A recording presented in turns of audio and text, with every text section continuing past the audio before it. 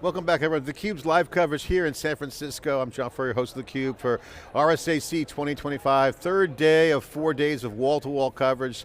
The top stories is, obviously security, the AI, the defense, social engineering, just the user, the apps, the models all kind of coming together, the infrastructure. Again, we've got two great guests. We got Google Cloud and Broadcom here. We got Jason Rolleston, Vice President, General Manager, Enterprise Security Group at Broadcom. Jason, great to see you again, back on theCUBE. No, thrilled to be here. What a week, man, what a week. Robert Sadowski, Director of Product Marketing in the Security Group at Google Cloud. Great to see you. Google Next was a great event, congratulations. Yeah, thanks, just John. continue the train.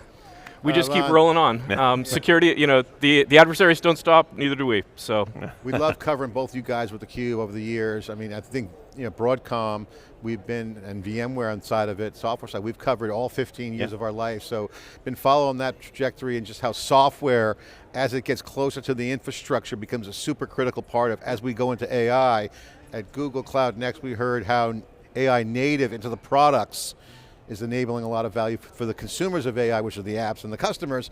But you guys announced the WAN piece, which I thought was really instrumental, taking your Google leverage of what you guys do and offering that out to the customer, specifically on the network security side. So congratulations, that's a big part of this relationship. Yeah, I think that what we try to do with our platform is take the innovations that we've built for Google, where we support billions of users over products like search and Android and other things like that, and then take those capabilities that we've built, both the platform capabilities, but also security capabilities, and offer them to enterprises and offer them to partners like Broadcom, so they can build and innovate on top of that. And that's what we did with this, what we call our Cloud WAN announcement, where organizations can basically use the Google Global Network to build value add on top of that with their own services. And that's one of the things we're doing with Broadcom around their Security Service Edge solution. It's not like you guys just launched a network and said, hey, it's open to the public. I mean, it's hard and it's very Google in the sense of the scale, the IP involved, and now you're bringing it to the partners and the customers. Jason, on the software and kind of the software side of the industry, you've seen the waves, and this year, there's a lot of talk around consolidation, replatformization, and again, the focus on the user side too is big. So, when you look at the trends around user, or the apps, what's actually happening in the software? Because the software gets close to the infrastructure hardware and systems. Good things happen on top with, say, agents or whatever. What's your take? Well look, I think, clearly a lot, right? But in context of this, one of the things we talk a lot about this week is how attacks are going further and further down market, going after more and more people. This is being nation states, it's threat actors of every ilk out there. And so that really means you have to be protected in all of your interactions and engagement, and so web security is such a tremendous control point, right? So many of your users are flowing through this and having access to things, and so if you can really use that as a place to identify and locate and stop things, it does so much for you, right? I mean, it allows you to catch a lot of stuff before it ever gets to your network, before it gets to the endpoint and the rest. I mean, obviously you need a full stack of this stuff. So the innovation, the partnership we have with Google is tremendous. We've been working on Google Cloud for a number of years. They support our back end overall for our cloud property, and now, as we think about this for evaluating and providing really a new service for our customers that allows them to have really significant data volumes, and to do web security at line speed is significant, right? And to offer some really unique use cases around how we can route traffic and egress traffic in different places, it's just a really great partnership and some really cool innovation that's helping secure those users. Talk about the relationship between you guys, because you brought up a couple things there I love. The scale aspect of the data volumes, not just scale in general that AI is expecting. AI is going to throw off more data too, right? So you have more data volume coming in. The network piece where the footprints are, that's where things happen. Talk about the relationship and how that fits in, and what is the new services that are available? Yeah, look, I mean, as I said, I'll start, and Robert, so look, we've been working really closely to make this stuff work. I mean, our cloud services are powered by all these capabilities that GCP is bringing to bear. We're seeing a lot of innovation in things like AI, but we see innovation in other areas like this, the WAN service, that's kind of a net new thing that we can then offer our customers and drive. And so it's just connectivity and collaboration and discussing and finding those opportunities and seeing places where we can get win-wins, right? They're doing things that's allowing us to offer new service to customers. It's good for both of us. service? Yeah, I think for us, being able to offer some of the innovative technologies that we've built internally and work with innovative organizations, how could you use this? What are some of the challenges? Where could you apply this? And so you're able to build very sophisticated, very powerful services built on those technology foundations and primitives.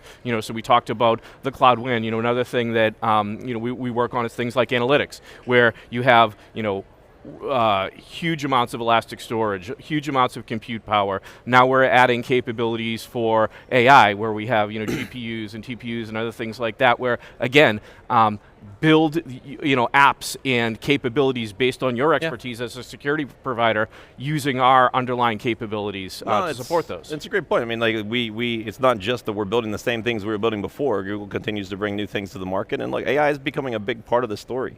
The capabilities we're now able to start offering customers in terms of how that can help you with the products, help you do new types of detections, new types of capabilities. It's just it's really tremendous, and that's what you get from tight collaboration. You see all the acronyms, SASE, you got on-prem, COVID, everyone kind of worked at home. Yep. That changed policy, configurations, unification, all that stuff.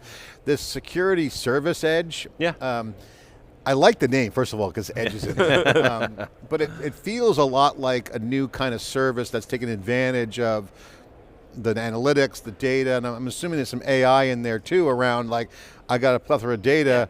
Talk about SSE. Yeah, look, SSE is a really interesting solution, and even to your point, I think what we're finding is the world is complicated, right? And I think anybody who tells you there's one answer to everything is probably not being complete, right? So what we're finding is that there's a place for everything. There's a place for on-prem, there's a place for cloud, there's a place for hybrid, and all this works together.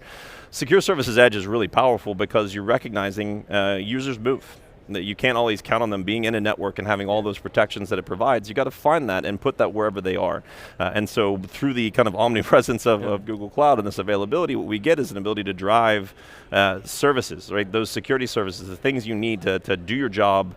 If you're home, right? If you're in an office, if you're here at RSAC, you've got a chance that you can still execute and do your job, but do so safely and securely, and it's doing that wherever you are and meeting you there, and making sure that also meets the need of the organization. The organization can feel that compliance, so really strong solution. Yeah, I think it's really important in being able to have consistency of services at the edge. You talked about the different types of attacks, the need to build defense in depth. If we can build a really robust set of capabilities, powered by innovation from people like Broadcom and things like that, at the edge of the network, layer more and more things there, that becomes a very powerful layer, a very powerful front door that we can then support, by other controls beyond that. But again, having that nice, strong, front door capability, really important for organizations. But the collaboration is great. I mean, a great example we see with a lot of big multinational companies is that, okay, I'm doing SSE or I'm doing this kind of thing, but you start saying, wait a minute, I have a support center in India and I need to get access to content that maybe is in Japan because they're supporting the whole world,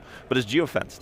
So how do you actually manage that? Well, we can route the traffic and we can use the Google backend LANs to do that at really high performance and meet the needs of the enterprise. And low really latency is huge, right? 100%. I mean, that query is like, you can't wait. Yeah, so we're solving really complex network problems for these companies. They're just not just access, but in doing it securely, and that's all collaboration. I brought a policy before because like in the old simple days, hey, user goes home, they go to the VPN, they got policy there, but now they got the consumer phones, the consumer device moving around, to your point, they're all over the network, and then you throw in just other things like sovereign cloud issues in country, geofencing. I mean, it's a nightmare of complexity. It is. Okay, so then you back out and you say, okay, what do you bring to the table? Oh, we can take that away. That's, tell me more, right? Consistent services, the consistency of services is absolutely critical. When we work with organizations like Broadcom, it's your ability to deploy your service, like you said, in India, in Australia, wherever. When you think of Google and you open up Gmail, almost anywhere in the world, it feels sharp, performant, responsive. That's the type of network and data center infrastructure that organizations are building on our platform to get that type of that type of uniform capability. That allows us to offer a capability to our end customers who need that security. They need to know it's there regardless where they are, what mode you're doing, and it should be invisible to you. Like, you shouldn't have to know what's happening. It's flowing through, you're protected. There's so many storylines. One, I love the whole software innovation story because one, net new services are enabled by new capabilities. It also brings up the whole software back to the hardware. I love that conversation because that's where the action is, innovation. Yeah. Little things like memory management are being talked about. Like, that sounds like the 90s back in the day, right? Everything old is new again. The systems are clustered, they're high performance, democratization of supercomputing, all that's good stuff. But also when you got in this idea of the users being targeted, and what's coming out of RSA this year is that the users are a vector. Yeah. Primary vector, social engineering, phishing, you name it, it's all happening. And that's kind of like we got that covered through some other perimeter or other tools. So that's gone. No. I just want seamless, I want non-disruptive integration. So the question is, I'm sure you guys will agree with that, but the question is, how has the ecosystem partnerships changed? Because now you're talking about not just having a business relationship, you're talking about engineering. Yeah.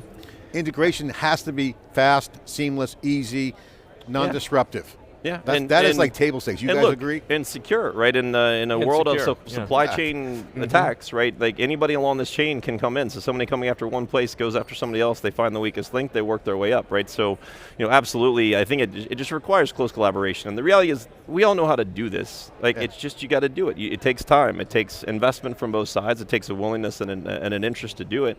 You put good people, good engineers together, they will solve these problems. It's not that hard. You just have to have commitment to it and a partner who's willing, right? And I think that's what we have with our friends. And that's where the network piece comes huge. Yeah. Data, the analytics, everything comes with it. And Google, network, when you're in line, you're under fire, right? You got to get it right. There's just no room for mistakes. And like such a crew of experts over there and such a quality team. So, for sure. All right, so how does this, you want to say? No, all good.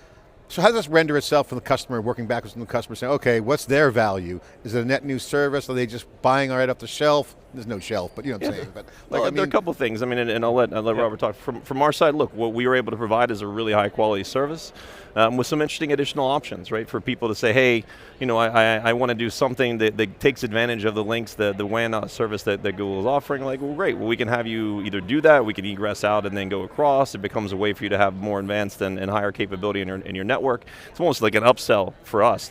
But what we fundamentally offer is just a really high quality web gateway SSE service on the back of this highly performant cloud that then helps customers solve these additional problems. So their pain points are not an ideal environment for the traffic side, latency, efficiency, cost. Yep. Sometimes their links, right, which is where the WAN piece comes in, are just not strong enough, and so having access to a different place to do it is tremendous. I think that a lot of it, comes down to for the end user is removing friction in any number of ways. Like first, if security is seen as a bump in the wire, where it's not performant, where it's creating taxes on applications, it's harder for users to use, they aren't going to use it. They're going to resist it, and so in really doing some of this joint engineering, in building a lot of these capabilities into the infrastructure, like you said, the combination of software plus infrastructure to make that more seamless, makes it a better user experience, and that I think is just so critical when we're building out security services, is not to feel like there's friction. Yeah, and I think when you engage, you start finding all kinds of things. We're seeing use cases for, Gen AI, and how do you protect that with which data should go into it? How do you think about prompt engineering and kind of checking prompts in and out and the responses and how you manage data security? Like, you start the discussions and they just flow, right? And it's things magical. It's serendipity in the sense that you're having these new breakthroughs, but the intention was to have that relationship to solve a problem, and then you get into it like, wow, I can do more. Yeah. And absolutely, value is kicked in. I think like magical. Yeah. I think when you get smart folks together, smart engineers together, with really interesting ideas, it's often surprising and really fulfilling what comes out of it. And I love it. I've always loved security for the mission element, and I think it's especially true when you get people who really care about security together. They will find it. They'll be, oh wow, we could do that, and what could that? Oh man, that's going to solve this, and this is so great. And you just talk to a red team. They love to break stuff. Blue team, no, break it. Red team, break it. And this brings up the whole idea that with the new model, there's obvious markers of not working. One is a breach in security, so assume that the mission's achieved. There's a lot of other signs. The email didn't get through. People can relate to things like that. Oh yeah, blocked. Website's slow. Hey, you get that file? Whatever, App's not slow. I lost it. I couldn't log in. So like these are things. This is where people are looking at that seamless angle. Can you guys share how this is enabling that kind of performance? What does it take to do it? Is it just you throw a switch, it's on? I mean, take me through the day in the life, and what does old way look like? and what does the new way look like? The new way being SSE and all the benefits.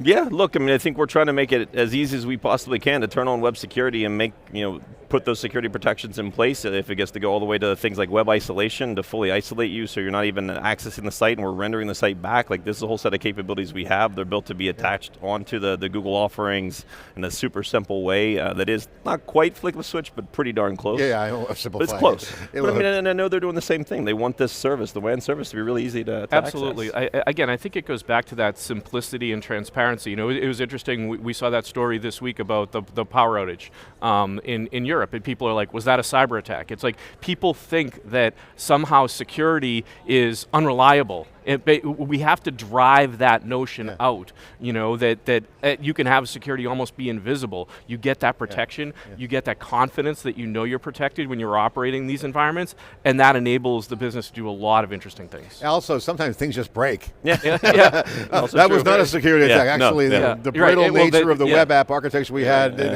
But somebody flipped the wrong switch, right? But I think this is the analytics piece, though. This is the point. If you design it to be protected, but it's actually vulnerable from an integrity standpoint, it just breaks. That's not an attack. It's just. Well, look, I think this stuff, it's as you said in the beginning, this all comes down to having tried and true technology on all fronts, really solid execution. Like, look, our whole tagline this week is legends never die. I mean, Blue Code is a product, right, was invented in like '98. The company started back then. We've been working on this product for over 25 years.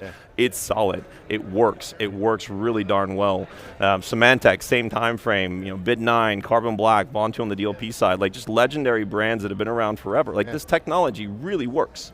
Just like Google, they've been building this for a long time. I love the legends never die, but also legends also do legendary things all the time too. There's a reason why they're legends. There's a reason why these are part of like built into the infrastructure, because they work. They've proven themselves, and as some of those products become a little bit more modern, they're delivered in different ways, we don't want to lose any of the capability or any of the trust in those. And I think that's, again, part of what we think about. You guys both get a t-shirt, by the way. Come by the booth, we got you. We'll hook you up. Let's do that. We actually have a series with Google Marketplace leader, Stephen Orban, called the Marvel series. A little bit legendary on its own way. Good, I like it. It's the best of the best. Have to have you guys on. For sure. I want to get to a little bit more of kind of like the outcome of the partnerships, because I think this is a modern example of partnerships that are integrated, they're engineered, there's business value, you bring in the network to the table, can see all that value instantly, no problem.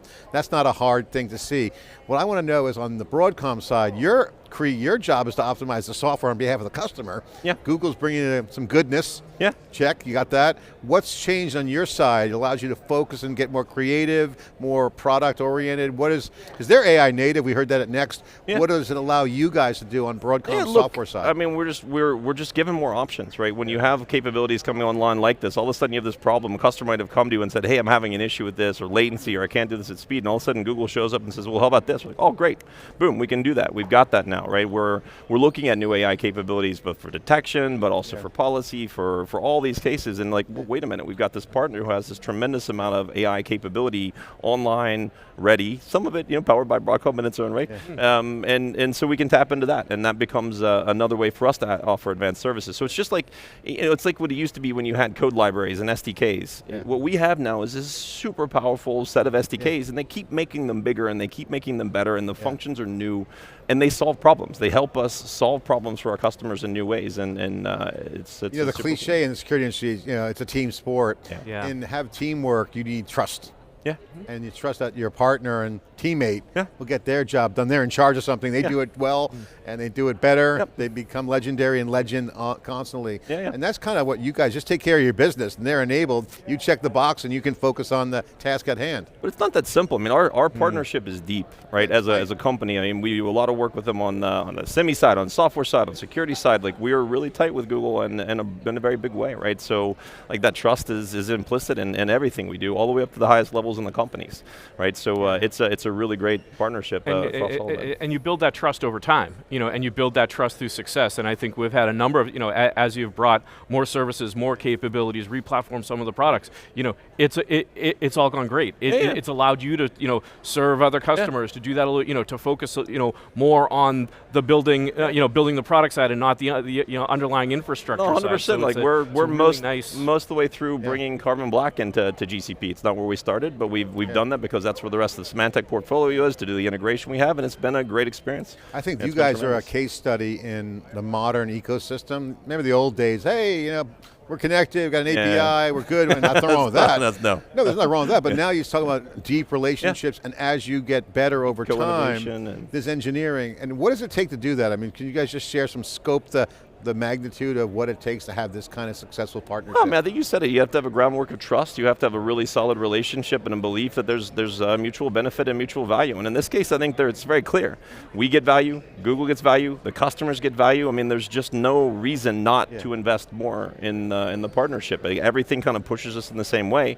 You add that on top of what is a really strong relationship across the entire company, and it's like, it's simple. I mean, I hate to say it that way, right? But it's like the conditions set itself up. You got to do the work and do good work. And I think it's it's that foundation of trust, but it's also understanding that we're solving some of the same types of problems, right? Yeah. Like, we are a very security-focused organization. Yeah. Broadcom is a very security-focused organization. It's like having people like-minded who understand the customer problems, who understand some of the things where we can really put our heads together, so it's more of a 1 + 1 = 3 type of thing. That's also critically important in building these things out. Yeah, I mean, when you get it right, when you get the right partner, right? When you get the right, it's easy. I mean, I hate to say it, it's just easy. Yeah. Like, if you're working that hard, it's that painful, it's like something's wrong. In business, everyone talks about ROI and relationships, and what's the ROI, and is the juice worth the squeeze? We're living in an era, and I wrote a post on this a couple of years ago, that's competitive strategy, the lock-in, the new lock-in is scale. There's no lock-in anymore because everything's kind of open source, but if you create a high-functioning, scalable product, I mean, the switching costs become kind of an advantage if you do the work. It's not like I lock the customer in, it works better. But I think it's scale, and I think it's trust. It's back to what you said at the beginning too. Like, you have a service, it works, it protects you, it's secure, it's invisible, it's seamless, and it just goes, why do you swap? Exactly. Why do you take that risk? Why would you do it? It's just not worth it, right? And that's true of the infrastructure reliability. level. They want exactly. The biggest reason that organizations switch is that they have some sort of disruption. They have something that impacts their business, and that, when you have proven products, when you have proven infrastructure, you don't have that motivation, and you can avoid that risk. Instead, you can just focus on innovation driving forward. So, Google Cloud, Broadcom software. Guys, thanks for coming on. Love the conversation. We can do an hour on this. Yeah, that goes forever. What's security? What breaks? I mean, this is large scale infrastructure, and you guys know the web, you guys know software. Yeah, for sure. Some of the biggest things on the planet doing this and having great value out. So certainly, thanks for coming. I appreciate it. Absolutely, pleasure. Great, okay, thanks. I'm John Furrier here at theCUBE with Dave Vellante, Jackie McGuire, John Olson. The whole team's here. Be right back after this short break.